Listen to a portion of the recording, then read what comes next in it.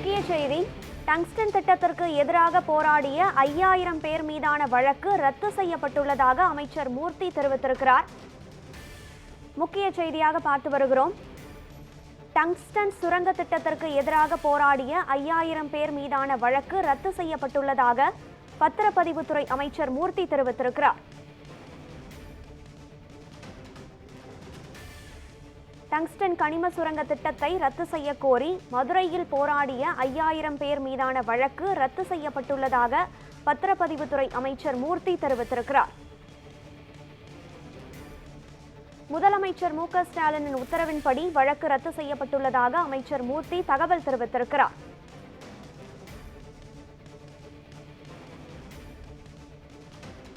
மதுரையில் டங்ஸ்டன் கனிம சுரங்க திட்டத்தை ரத்து செய்ய கோரி 5000த்திற்கும் மேற்பட்ட மக்கள் பேரணி மேற்கொண்டனர். இந்நிலையில் அவர்கள் மீது பதிவு செய்யப்பட்ட வழக்கானது ரத்து செய்யப்பட்டுள்ளதாக பத்திரப்பதிவுத்துறை அமைச்சர் மூர்த்தி தெரிவித்திருக்கிறார். டங்ஸ்டன் திட்டத்தை ரத்து செய்ய வலியுறுத்தி மேலூர் மக்கள் கடந்த 8ஆம் தேதி பேரணி மற்றும் போராட்டத்தில் ஈடுபட்டனர்.